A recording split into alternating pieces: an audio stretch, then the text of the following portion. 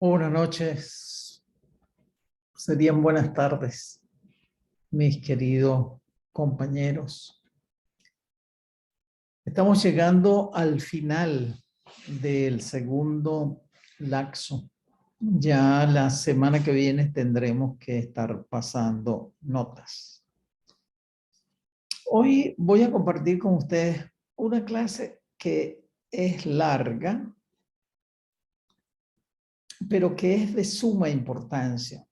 Y es de suma importancia porque ustedes pueden ser papel fundamental en la orientación de los jóvenes que van a trabajar, con los que ustedes van a trabajar en sus iglesias. Y vamos a hablar de las enfermedades de transmisión sexual. Y uno pudiera pensar que no, eso de las enfermedades de transmisión sexual son para las prostitutas, pero no. Hay mucha gente que sin ser prostituta tiene enfermedades de transmisión sexual.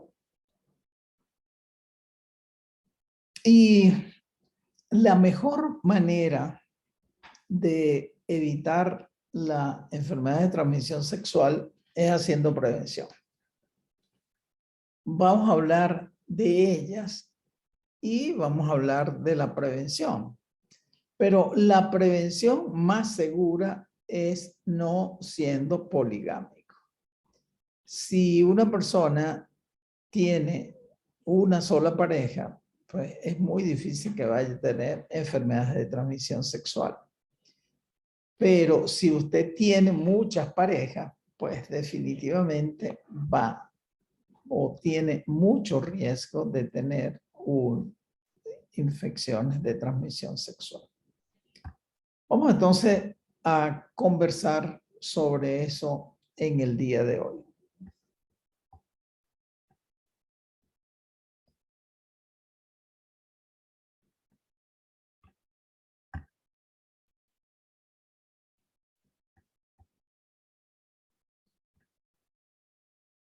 Y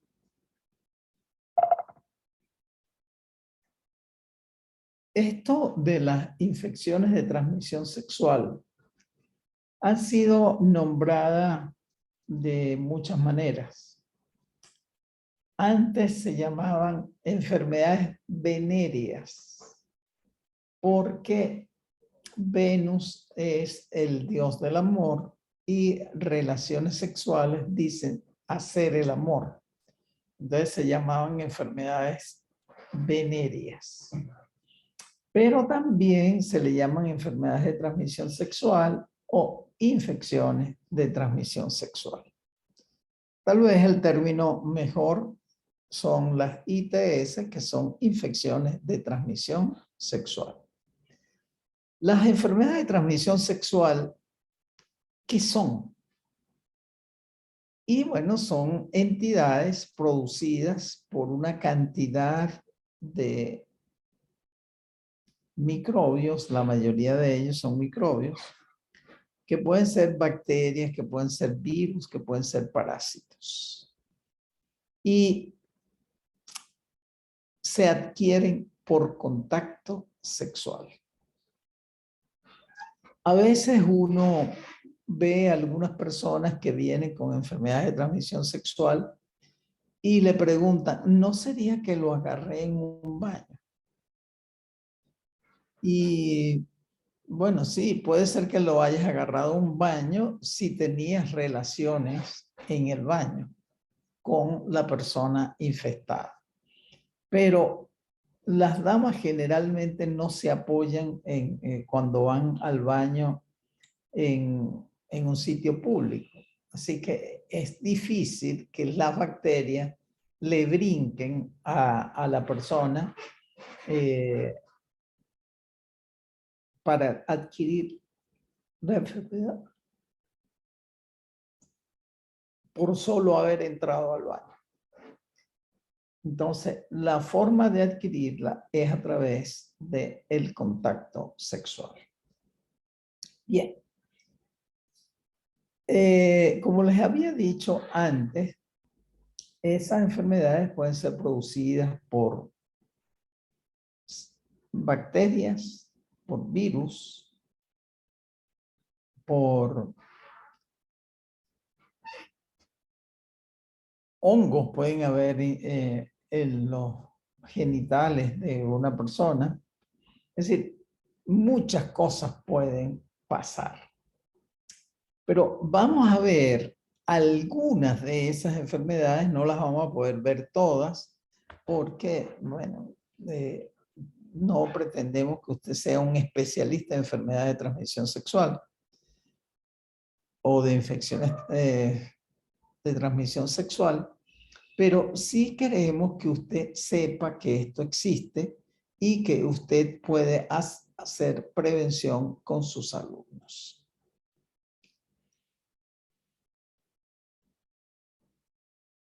Entonces, como ustedes ven, aquí dice que en este caso dice ETS es enfermedad de transmisión sexual, pueden producirse por virus y hay algunas allí por virus. Hepatitis, herpes, condiloma, el SIDA. Producidas por bacterias son la sífilis, la gonorrea, la clamidia, el granuloma venéreo, hongos, candidiasis, producidas por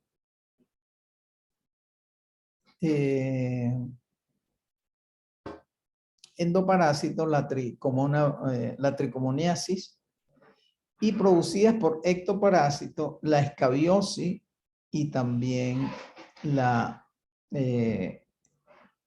los piojos púbicos. Entonces, vamos a hablar de las más importantes. Ya les decía que no las vamos a nombrar todas, pero los agentes productivos de infecciones de transmisión sexual, como ustedes ven, pueden ser muy variados y pueden ser virus, pueden ser bacterias, pueden ser parásitos. Vamos a ver algunas enfermedades bien conocidas. Por ejemplo, la sífilis.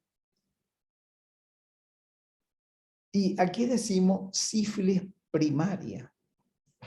La sífilis primaria se llama así porque esta enfermedad, si se deja evolucionar, puede llegar a ser primaria, secundaria, incluso terciaria. La característica fundamental de la sífilis primaria es que tiene un chancro único habitualmente. Puede ser múltiple, pero habitualmente es un chancro así, un chancro único. Esa lesión tiene algunas características. No duele, no produce pus. Y si no se le hace nada, se va a curar sola. Entonces, esto es peligroso porque la persona se ve su lesión, no dice nada, se echa una pomadita y sola se le iba a quitar. Así que se le quita y puede pasar desapercibido una sífilis primaria. Ahora, ¿qué pasa si una sífilis primaria no se trata? Lo que va a pasar es que va a aparecer una sífilis secundaria. Y la sífilis secundaria aparece unos 2, 3 meses después que la persona había pasado su chancro primario. Y los síntomas no son específicos, así que una persona pudiera también pasar desapercibido esto. Pero son características las lesiones cutáneas que pueden ser máculas, que pueden ser lesiones escamosas o lesiones erosivas. Puede ser que se caiga el pelo, pero esta es muy característica. Se llama la rociola sifilítica. Son una cantidad de lesiones en la piel. Esto también hace pensar en sífilis. Si uno ve la palma de la mano, donde hay lesiones color salmón, eso es muy característico de una sífilis secundaria. Entonces, fíjese, si una persona tiene relaciones sexuales con una persona que tiene sífilis, por ejemplo, una que tiene una lesión primaria de sífilis, unos 10 días, es variable, una semana, 10 días después, le va a aparecer la sífilis primaria, o sea, el chancro sifilítico.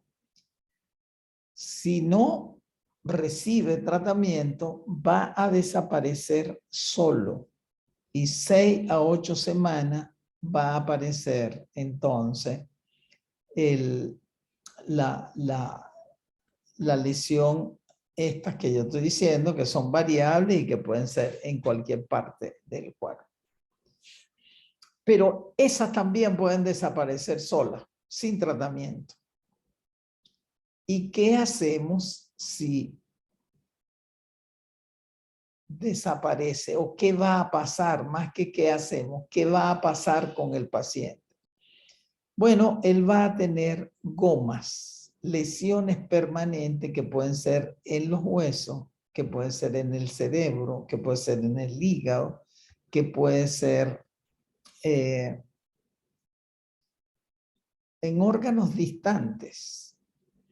Esta enfermedad es producida por una bacteria que se llama Treponema pallidum. Treponema pallidum. Interesante. Esta enfermedad no puede ver un frasco de penicilina porque se muere. Así que es sumamente fácil tratarla. El problema es que la gente puede no consultar. Y si la persona no consulta, pues va a ser muy difícil tratarla. Entonces, cuando la persona ya tiene lesiones terciarias, puede ser que el daño sea irreversible. Por ejemplo, esto puede producir lesiones en las arterias, debilitar la arteria y que se ponga un aneurisma, por ejemplo, de la aorta, y se pudiera romper y simplemente morirse la persona. Pudiera tener convulsiones porque tiene una goma a nivel cerebral y eso va a provocar la sintomatología que estamos hablando, que es la convulsión en este caso. Entonces, enfermedad producida por contacto sexual, el agente causal de la sífilis, el Treponema pallidum, y fácil de tratar. Lo malo es que las personas no asisten a la consulta. Tenemos otra enfermedad que es la gonorrea. La gonorrea es característica de esta secreción que generalmente el hombre la va a notar en la mañana y aparece también manchado el interior.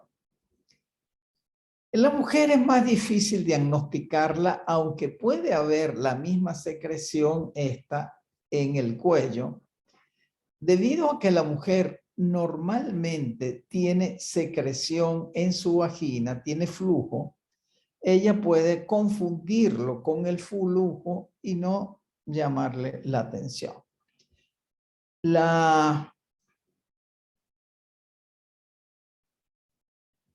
la enfermedad es producida por una bacteria que se llama Neisseria gonorrhoeae. Neisseria gonorrhoeae. Se adquiere por contacto sexual.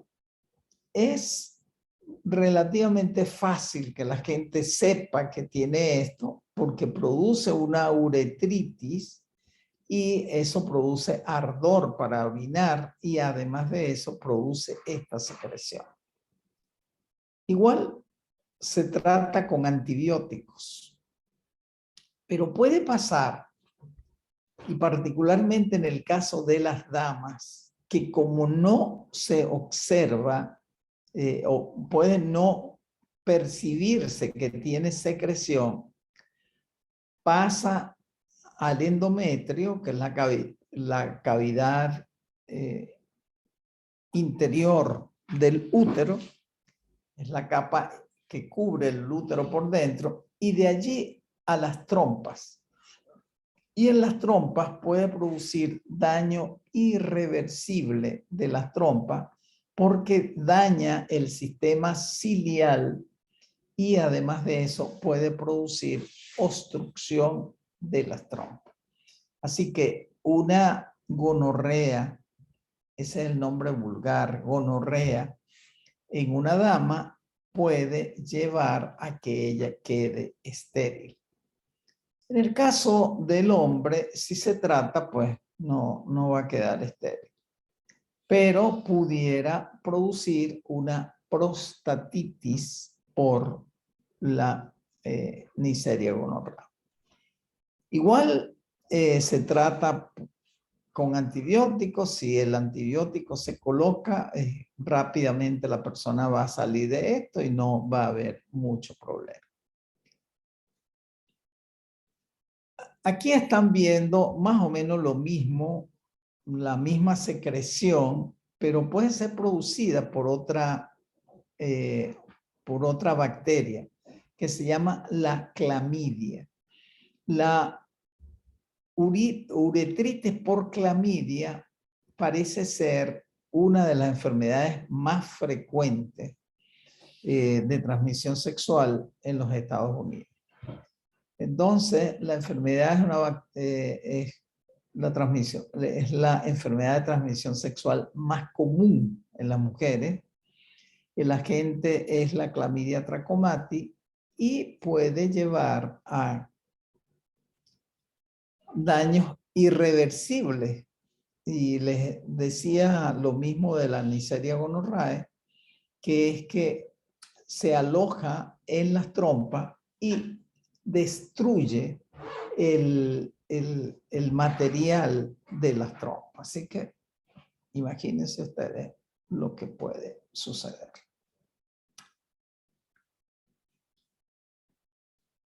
Estas enfermedades que hemos llamado bacterianas son así como que bien feas, porque a nadie le gustaría tener una sífilis, a nadie le gustaría tener gonorrea y a nadie le gustaría tener una infección por clamidia. Pero estas enfermedades se curan con antibióticos y se curan para siempre. Si una persona viene con un chancro y se le hace el VDRL, ese es el examen que sirve para detectar si una persona tiene sífilis o no. Si se le hace, da positivo y se le pone tratamiento, él se va a curar. Igual, si a una persona viene con secreción, se le toma un cultivo y se identifica que es la Neisseria gonorrhoeae, se le pone tratamiento y se va a desaparecer. Igual la clamidia. Pero vamos ahora a hablar de unas infecciones que son infecciones virales. Y aquí tenemos una. Se llama el VPH. El VPH quiere decir virus del papiloma humano. Este virus pueden o hay muchas cepas diferentes del virus del papiloma humano. Algunas de esas cepas producen lesiones en la piel, lesiones por VPH. Y ustedes seguramente han visto muchas personas que tienen, que ellos dicen, no, yo tengo un cadillo. El cadillo es VPH. Pero en los genitales produce una cosa que se llaman condilomas acuminados.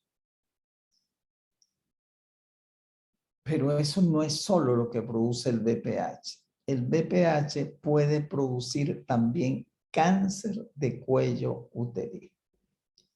Ahora miren esto que es interesante. Si una persona tiene lesiones por VPH levantadas, de esas que se llaman condiloma, esos condilomas no se van a transformar en cáncer. Ellos pueden producir muchas lesiones, incluso pueden hasta tapar los genitales de tanto condilomas que le van a salir a la mujer o al hombre, pero no se va a transformar en un cáncer. En cambio, hay otras cepas, particularmente las cepas 16 y 18, que producen cáncer cervical.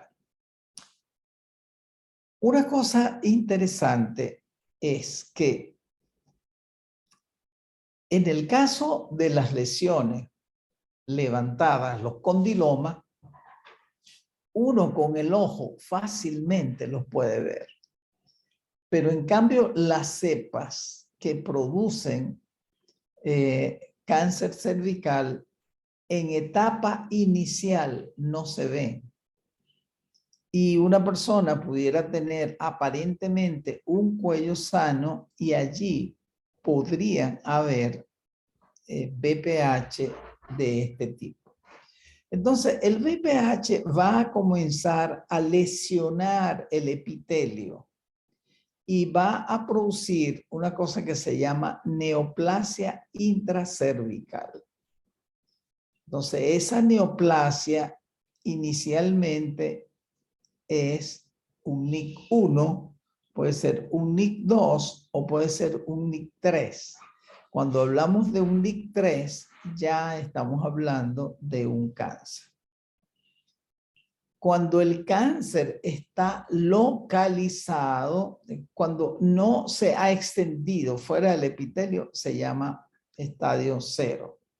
Cuando se sale, hay estadio 1 y el estadio 1 pues, puede ser temprano y está localizado únicamente en el cuello. Luego se puede extender, como ustedes están viendo aquí, y finalmente se puede salir del cuello y entonces estaríamos en el estadio 2 y en estadio 3 pueden haber metástasis o siembra en otros sitios. Ahora, lo interesante de esto es que hay formas como evitar el cáncer de cuello uterino. Y una de las cosas que yo creo que debe hacer un pastor es hacer prevención. Y hacer prevención significa hablarle a la gente de cómo se hace prevención. Y en este caso, en el caso del virus del papiloma humano, una forma de hacer prevención es hablarle a las damas, a las niñas, para que no sean poligámicas. Porque una persona poligámica tiene mucho más chance de tener VPH que una persona que tenga una sola pareja. Entonces, mientras más temprano la persona comience a tener relaciones sexuales, mucho más probable es que vaya a ser poligámica. En cambio, es poco probable que una persona que llega a tener relaciones sexuales después que se case, escogió adecuadamente el esposo, pidieron exámenes antes de casarse, es difícil que va a adquirir esta enfermedad. Pero miren algunas cosas que yo les decía que sirve para hacer prevención. Toda mujer que ha tenido o tiene relaciones sexuales debería hacerse una citología cada año. ¿Y qué es eso de la citología? La señora acude al ginecólogo, el ginecólogo le coloca un espéculo y con una paletica o con un hisopo va a tomar muestras del cuello uterino y la coloca en un portaobjeto, en un vidriecito. Y en ese vidrio, cuando lo vea el patólogo, él va a ver si lo que hay allí son células normales. Si él ve células normales, va a decir, esta citología es negativa para células neoplásicas. Pero por el contrario, si él ve células alteradas, él va a decir que hay células atípicas. Eso va a poner en alerta al médico, el cual puede hacer otros exámenes como una colposcopia y tomar biopsia, y de esa manera hacer el diagnóstico precoz. Siempre que uno haga un diagnóstico precoz, puede hacer tratamiento precoz. Y al hacer tratamiento precoz, se va a limitar la enfermedad y se va a evitar consecuencias más graves. Pero ustedes observan que a esta joven la están vacunando. Actualmente existe vacuna para prevenir el VPH y particularmente estas cepas 16-18 que son las que producen cáncer. Hay algunos países desarrollados donde esto se ha hecho desde hace tiempo. Se vacunan a las niñas antes de comenzar a tener relaciones sexuales y con eso han disminuido el cáncer de cuello uterino. Ciertamente esta es una enfermedad de transmisión sexual, puede producir esto que yo estoy diciendo, el VPH, pero no es tanto que produzca VPH, sino que puede producir cáncer de cuello uterino. Y esta es la primera causa de muerte por cáncer ginecológico en Venezuela. Si a las mujeres se le enseñara y se velara en nuestras iglesias por orientarlas de manera de que se hicieran la citología, probablemente no morirían tantas personas. Y no morirían porque podemos precozmente hacerle tratamiento apenas se haya hecho el diagnóstico. Tenemos otra enfermedad producida por virus y se llama el herpes genital. El herpes genital es una lesión que son lesiones como ampollitas, vesiculitas, como estas, que pueden aparecer en los genitales del hombre o de la mujer. Cuando el hombre o la mujer tienen relaciones teniendo esas lesiones, definitivamente se va a transmitir la enfermedad con la persona que la tenga. Y esas lesiones pueden estar en los genitales. Hay otro herpes que se llama el herpes labial. Este es el herpes tipo 1 y este es el herpes tipo 2. Pero resulta que como las personas tienen relaciones orales, muchas veces este herpes puede venir a la boca y viceversa, de la boca llevarlo a los genitales. La triste noticia de esto es que ni el herpes genital ni el VPH tienen tratamiento.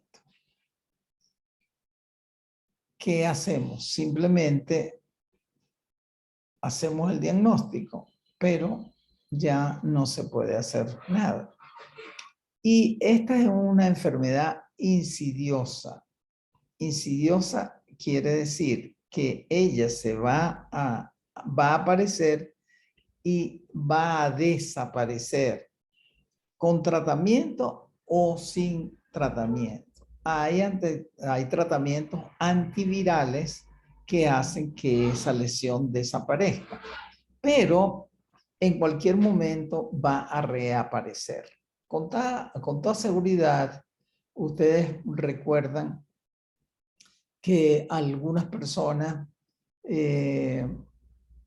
cuando van a la playa les salen lesiones por herpes.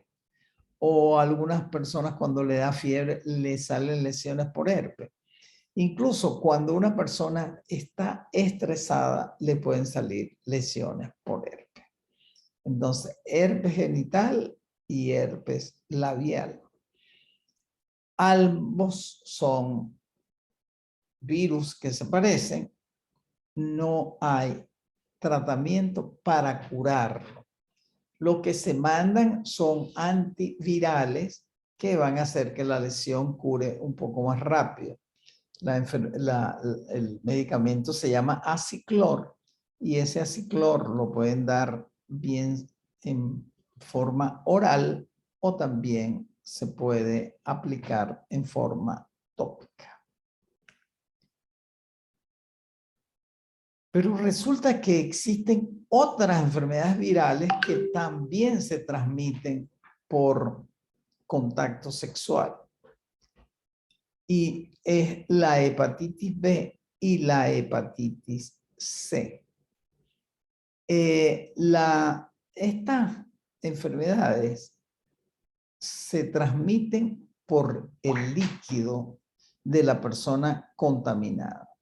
Entonces puede ser por las secreciones genitales, puede ser por el uso de sangre de esa persona.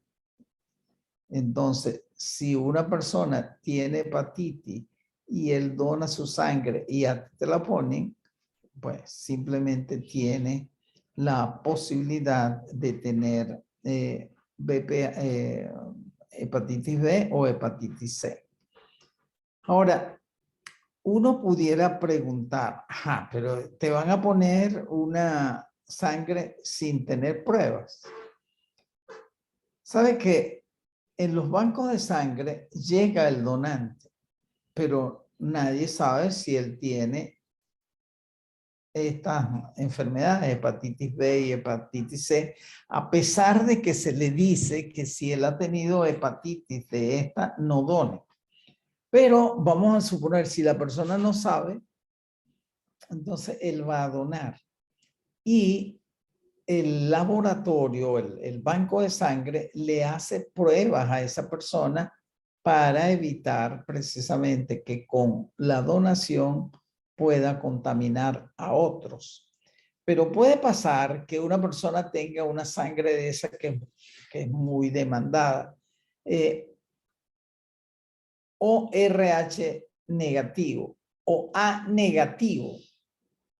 Y resulta de que hay una persona A negativo sangrando a punto de morirse. Y tú tienes una bolsa de A negativo, pero no tiene pruebas virales. Entonces le dicen al médico, mira, aquí tengo sangre, pero no tiene prueba viral. No sé si usted se la quiere poner. Sí, sí, es que se va a morir. Se la ponen y entonces la persona puede adquirir la hepatitis por contacto sanguíneo. También se puede adquirir la enfermedad usando inyectadoras de una persona que se inyectó ya en la vena y eso tiene virus allí y usted se va a inyectar con eso y le van a transmitir. También puede ser en la realización de tatuajes. Con el tatuaje se hacen incisiones con las agujas que contienen el colorante.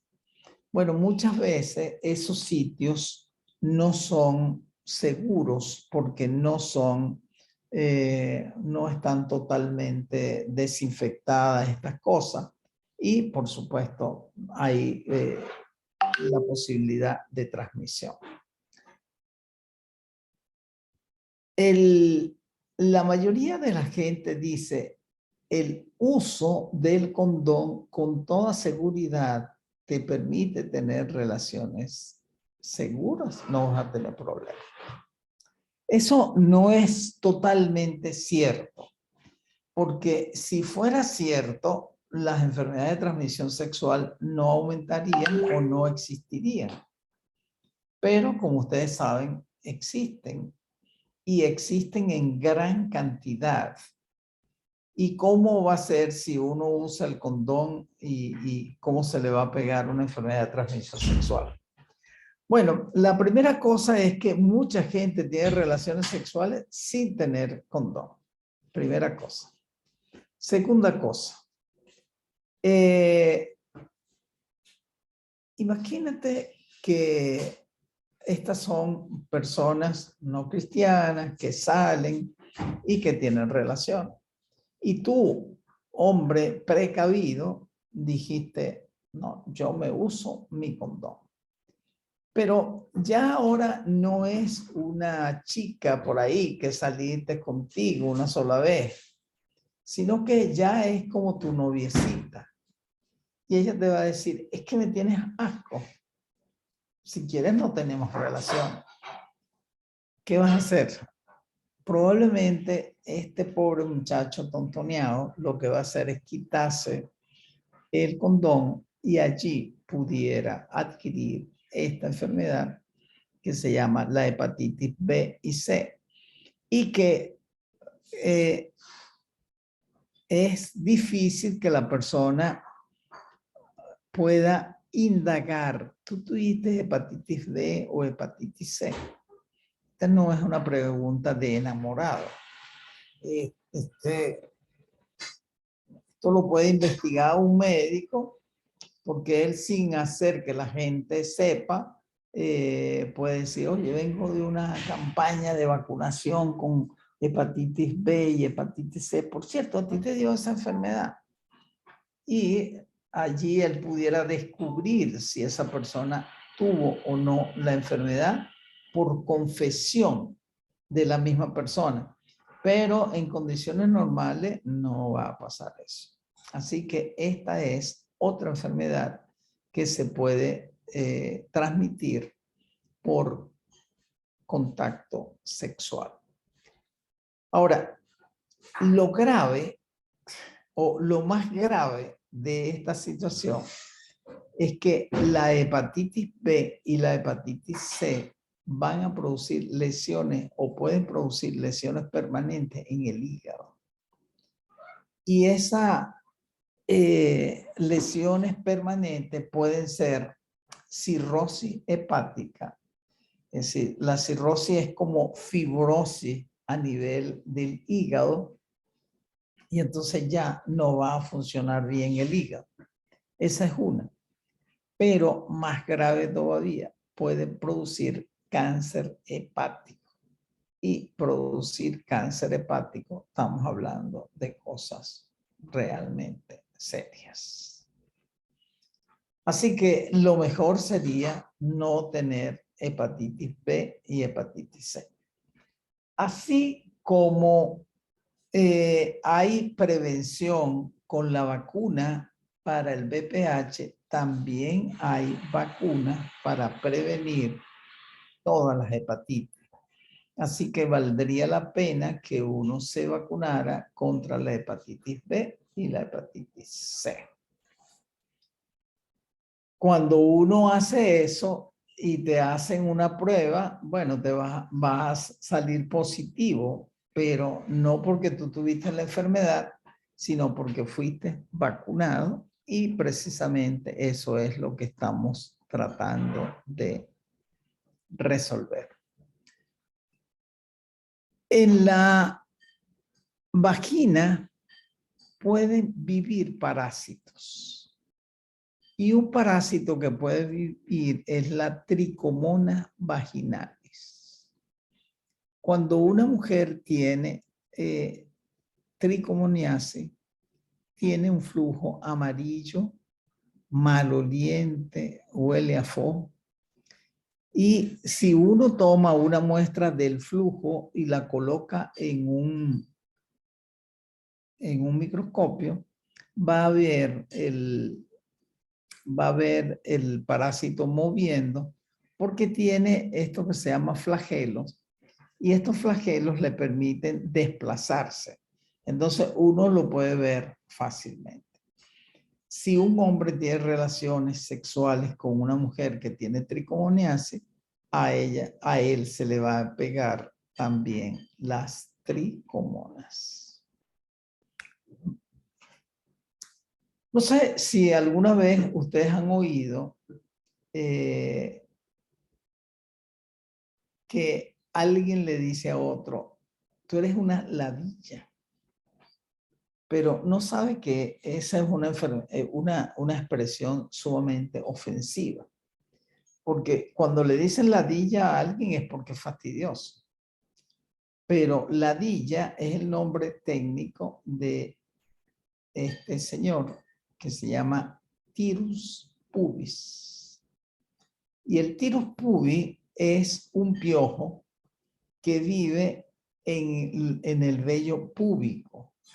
Entonces, por supuesto, cuando una persona tiene relaciones sexuales, los genitales se van como que a entremezclar, a tocar. Y eso pues va a ser la facilidad o va a dar chance de que el piojo el Tirus pubis, pase de la persona que tiene al que no lo tiene. Con esos ganchitos que tiene, él logra asirse del vello púbico y produce mucho sensación de escozor, piquiña, y la persona se rasca constantemente por eso.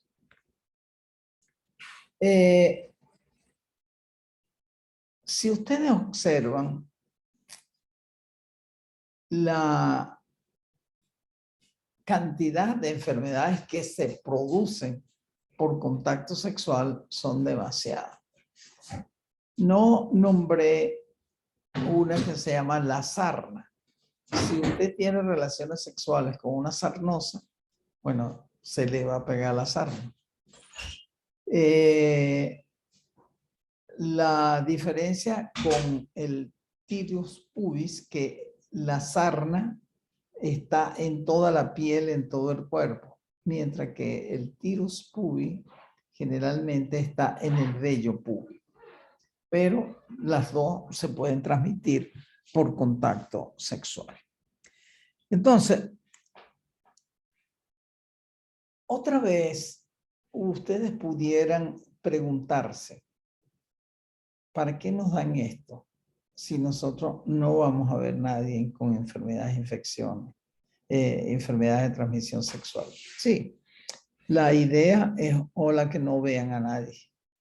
Pero la idea principal que queremos transmitir con esto es que usted pueda hacer prevención con sus jóvenes para que evitemos que ellos vayan a tener enfermedad de transmisión sexual. Ojalá que ustedes puedan tomar esta rienda de hacer prevención con sus jóvenes y van a evitar mucho inconveniente porque van a evitar que esas personas sean poligámicas, van a evitar que tengan relaciones antes de completar ni siquiera su carrera primaria, secundaria. Muchas veces gente joven inicia su vida sexual muy temprano y bueno, va a tener inconvenientes. Pero si usted como pastor de iglesia orienta a sus jóvenes, probablemente la poligamia va a disminuir, y al disminuir la poligamia, pues disminuye también las enfermedades de transmisión sexual. Como esto es tanta información, yo no quisiera avanzar con otro tema en el día de hoy. Y quisiera que ustedes pusieran atención a esto, lo estudiaran y aprendieran un poco de esta materia, la cual es fundamental para su ministerio pastoral. Que Dios me los bendiga.